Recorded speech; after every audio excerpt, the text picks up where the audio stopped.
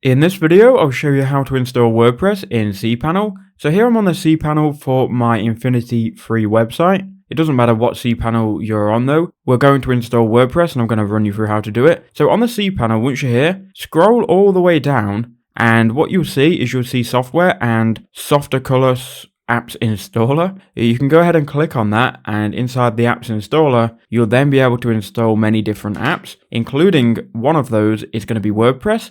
So you can go ahead and install WordPress. It's probably going to be the first one. If not, you can search for it. So click install and you can then install based on different setups. So choose installation URL. I would keep on the same, which is going to be for me, searchbasemethod.com. You can choose the version of WordPress, make sure it is the latest one, then click quick install. You can choose the latest version of WordPress and just make sure this is on quick install. Now from here, you want to scroll down. And this is important here, your admin password. So your admin username, go ahead and enter that and make sure you change this admin password because this will be used to access your WordPress website.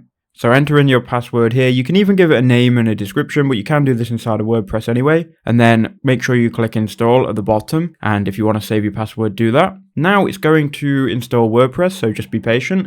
It can take up to 3 to 4 minutes. And there you go. Once it's installed, you'll be able to go ahead and edit your site at your URL /WP admin. I've just connected this domain, so maybe it will take a while. So currently right now my domain isn't working, but once you've installed this, you can go ahead and just go to your domain /WP admin. It will take you to the WordPress dashboard, and from there you'll be able to edit your website. So that's an overview of how to do it. I hope that quick video did help you out.